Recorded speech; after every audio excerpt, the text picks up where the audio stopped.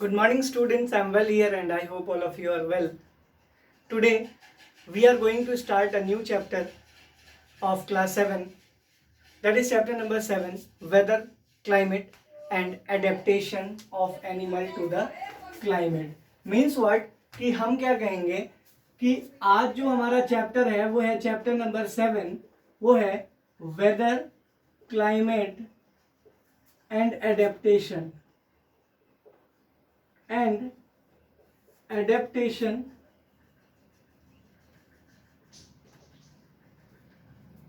to the animal.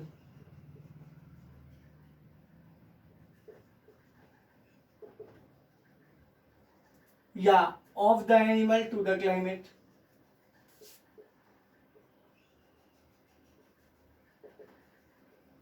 तो बेटा इस चैप्टर को डिस्कस करने में सबसे पहला काम ये करना है हमें कि हमें ये समझना है कि वेदर क्या होता है। ठीक है, वेदर क्या है, क्लाइमेट क्या है और एडेप्टेशन क्या है। वेदर, क्लाइमेट और एडेप्टेशन। सबसे पहली बात, जब हम वेदर को डिस्कस करते हैं तो वेदर का मतलब हम नॉर्मली मानते हैं मौसम।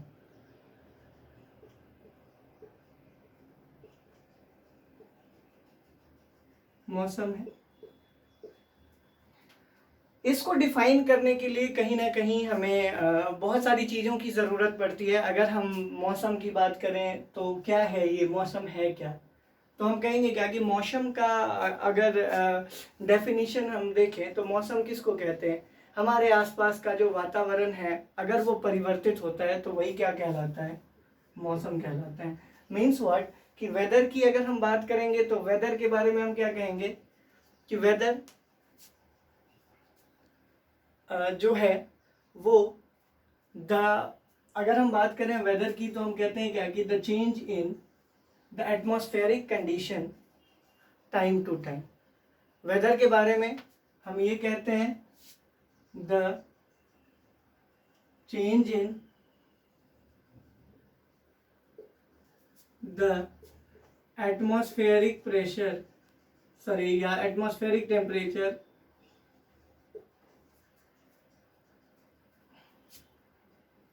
या atmospheric circumstances with respect to time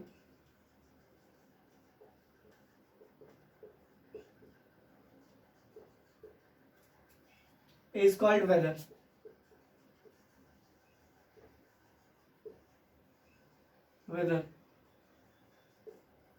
weather क्या है बेटा, यहां पर हम सर्कमस्टांसेस के जगह और भी कई चीजों का इस्तेमाल कर सकते हैं। द चेंज इन एटमॉस्फेरिक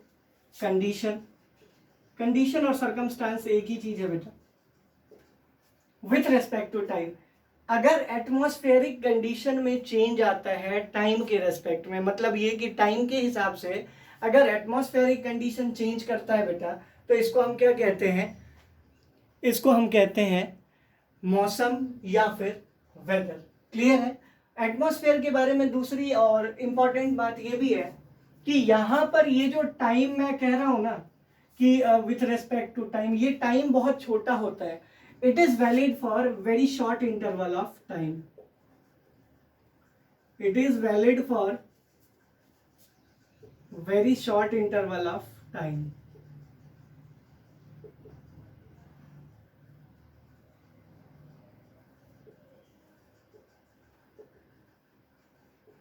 मतलब ये कि अगर वेदर की बात करें तो वेदर जो है वो बहुत short interval of time, short interval मतलब छोटे से इंटरवल ऑफ टाइम के लिए वैलिड होता है। क्लियर हो गया होगा। मीन्स व्हाट कि अब ये कितना छोटा होता है ये मैं आपको बता रहा हूं। पहले मैंने क्या कहा कि वेदर क्या है, वेदर के बारे में मैंने आपसे बताया the time to time change in the atmosphere या the atmospheric changes that occurs frequently या फिर the change in atmosphere with respect to time is called weather. Means what कि वेदर के बारे में मैंने आपसे ये कहा कि एटमॉस्फेयर का जो चेंज होता है टाइम टू टाइम उसी को हम क्या कहते हैं, वेदर कहते हैं। उसके बारे में मैंने कहा कि it is valid for very short interval of time, बहुत छोटे से समय के लिए ये वैलिड होता है। अब जब ये बहुत छोटे से इंटरवल ऑफ टाइम के लिए वैलिड होता है तो यहां पर एक और इंपॉर्टेंट बात क्या है, it is valid for very short interval of time, और यहाँ पर वो जो टाइम इंटरवल, जिस शॉर्ट इंटरवल की बात मैं कर रहा हूं, वो शॉर्ट इंटरवल कितने का है, तो हम कहेंगे क्या, it is valid for maximum 24 hours. Clear है? मतलब ये कि मौसम जो है ना हर 24 मैक्सिमम 24 घंटे बाद बदल जाता है। आपको मैं एग्जांपल देता हूं कैसे। अगर हम वेदर की बात करें कि वेदर कैसे चेंज करेगा, वेदर के चेंज करने का जो टाइम है, या मतलब मैंने ये मैक्सिमम 24, मैक्सिमम मतलब होता है अधिक से अधिक 24 घंटे के लिए वैलिड होता है। जैसे हम दिन में देखते हैं कि तुरंत ही बहुत तेज धूप होती है और अचानक से क्या होता है कि बादल घिर आते हैं और बारिश होने लग जाती है। ये क्या है बेटा, ये जो फ्रीक्वेंट चेंज है, ये जो तुरंत होने वाला चेंज है, वही क्या कहलाता है बेटा, वेदर कहलाता है। आई होप यहाँ पर आपको समझ में आ गया होगा वेदर क्या है। वेदर, अब देखिए कि वो जो बारिश वाला मौसम है वो कितने देर रहता है, 2 घंटे, 4 घंटे, 5 घंटे, 6 घंटे, पूरे दिन रह लेता हो, पूरे रात रह लेता हो, इससे ज्यादा तो नहीं रहता। इसीलिए हम क्या कंसिडर करते हैं कि ये जो छोटे से टाइम इंटरवल के लिए होता है ना, उस टाइम इंटरवल का मैक्सिमम टाइम पीरियड कितना है, 24 आवर्स। आई होप यहां तक आपको समझ में आ गया होगा।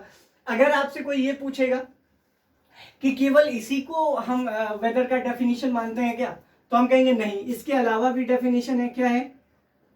The frequent change in the atmospheric condition.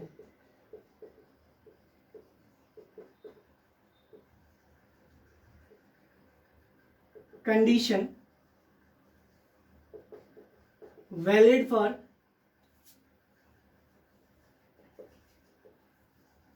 for short interval of time, short interval of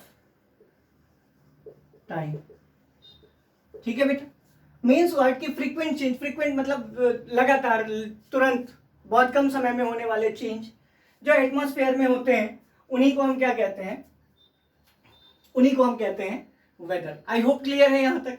अब वेदर के बाद जो नेक्स्ट पॉइंट हमारे साथ है वो क्या है, वो है कि वेदर किन चीजों पर निर्भर करता है, वेदर कैसे बदलता है, अगर 24 घंटे में बदल जाता है तो क्यों बदल जाता है और कैसे बदलता है वेदर, उसको हम नेक्स्ट में देखेंगे। अभी फिलहाल हमने जो देख लिया वो ये देख लिया वेदर क्या होता है और ये कितने देर के लिए वैलिड होता है, शॉर्ट इंटरवल ऑफ टाइम के लिए वैलिड होता है, maximum of 24 hours.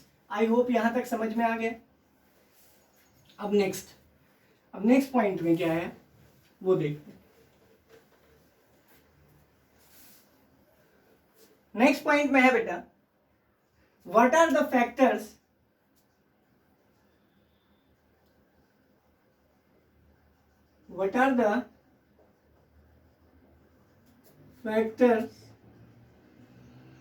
on which weather of a place depend।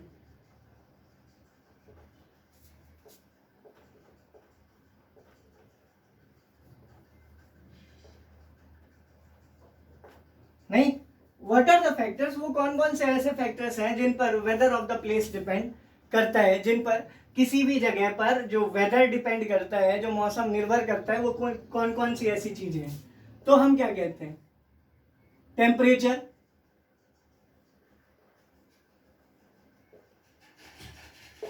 ठीक है, दूसरा विंड स्पीड, तीसरा डायरेक्शन ऑफ विंड,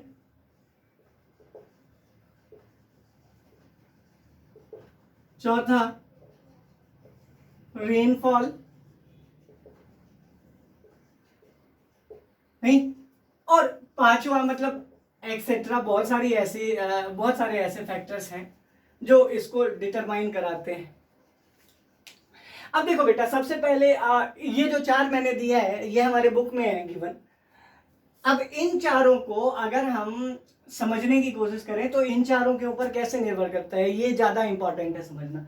सबसे पहले हम टेम्परेचर की बात करते हैं कि टेम्परेचर पर हम कैसे कहेंगे कि ये निर्भर करता है।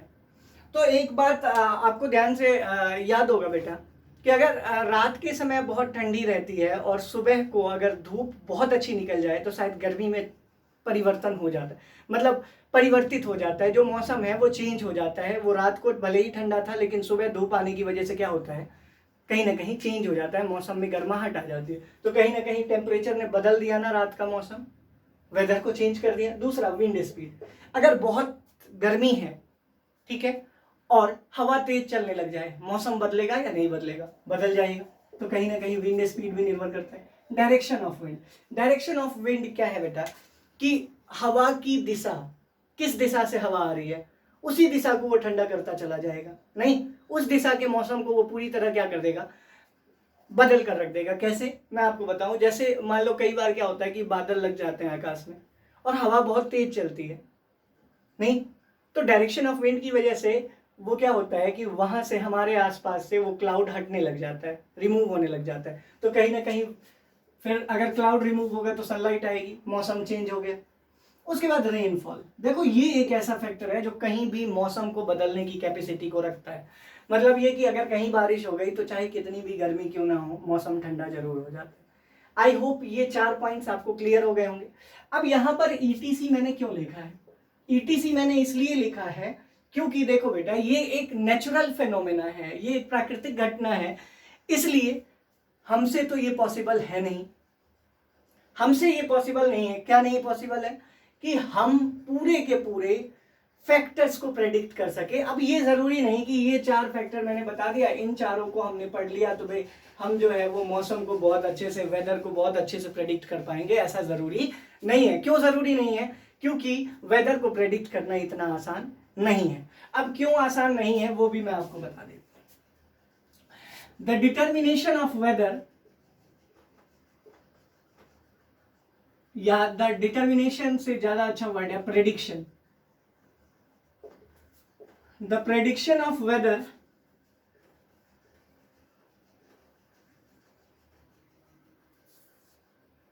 Depends on thousands of factors,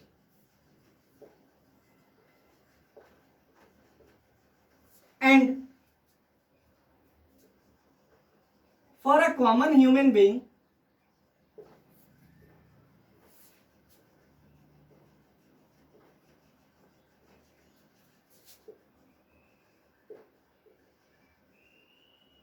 it is almost impossible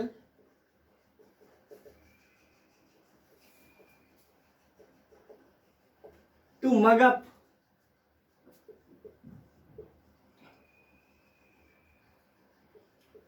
all such factors।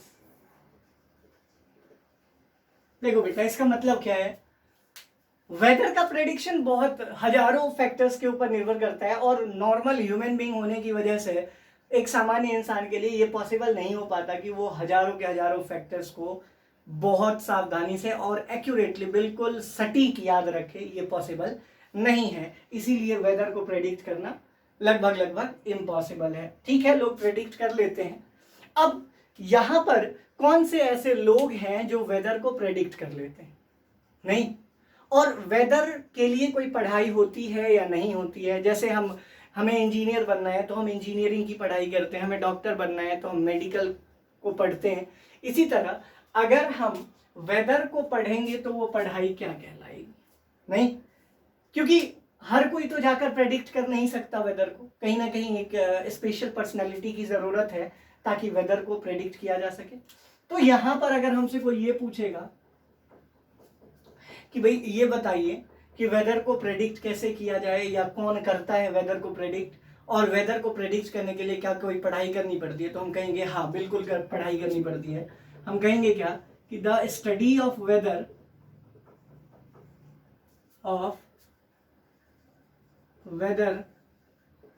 Is called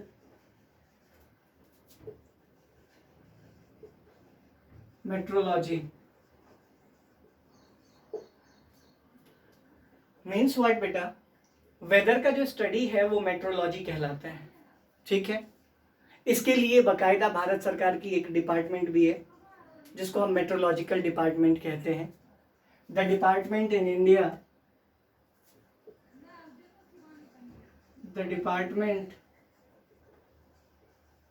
in India responsible for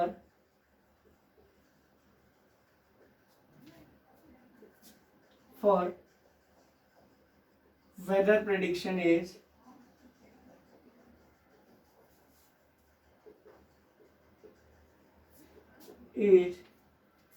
meteorological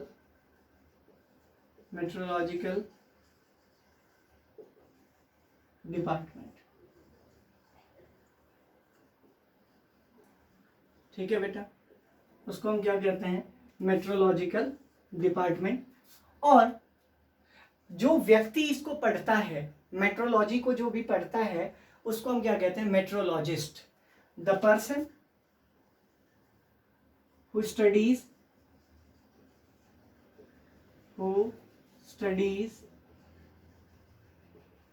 weather and its associated phenomena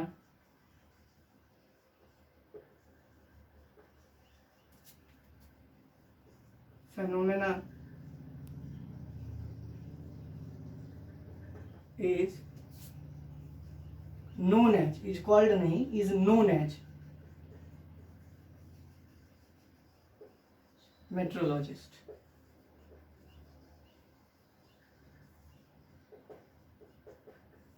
I hope यहां तक क्लियर है। इसको बहुत ध्यान से देखने की जरूरत है। वेदर की स्टडी को मेट्रोलॉजी कहते हैं। ठीक है, मेट्रोलॉजी क्या है, the study of weather is called meteorology. अब भारत सरकार के पास मेट्रोलॉजिकल डिपार्टमेंट है, जहां पर ये साइंटिस्ट बैठकर वेदर को प्रेडिक्ट करते हैं फैक्टर्स के आधार पर।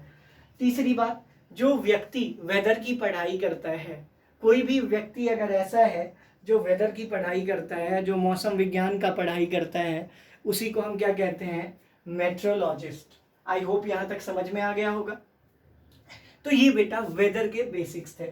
इनमें सबसे इंपॉर्टेंट बात क्या थी कि हमें ये याद रखना था कि किन फैक्टर्स के ऊपर डिपेंड करता है, और क्या केवल इतने फैक्टर्स को जान लेने के बाद, अब यहाँ पर एनसीईआरटी में जो हमारे पास क्वेश्चन है क्या है, उसी का आंसर मैंने वहां लिखा है। क्वेश्चन क्या है हमारे पास, इज इट पॉसिबल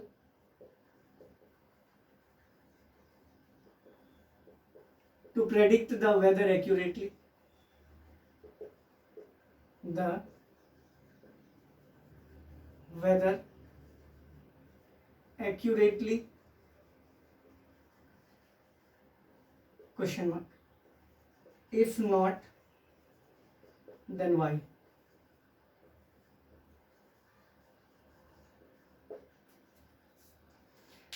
क्वेश्चन ने क्या कहा कि क्या केवल इन फैक्टर्स को पढ़ लेने से हम वेदर को बहुत एक्यूरेटली, सटीक तरीके से जवाब दे सकते हैं वेदर का? हम क्या कहेंगे, नहीं, ऐसा नहीं हो सकता। क्यों नहीं हो सकता? क्योंकि वेदर को प्रेडिक्ट करना जो है वो हमारे लिए क्या है, इम्पॉसिबल है, क्योंकि वो थाउजेंड ऑफ अदर फैक्टर्स के ऊपर डिपेंड करता है, और एक नॉर्मल ह्यूमन बीइंग के लिए ये पॉसिबल नहीं है कि इन सभी चीज़ों को वो याद रखे।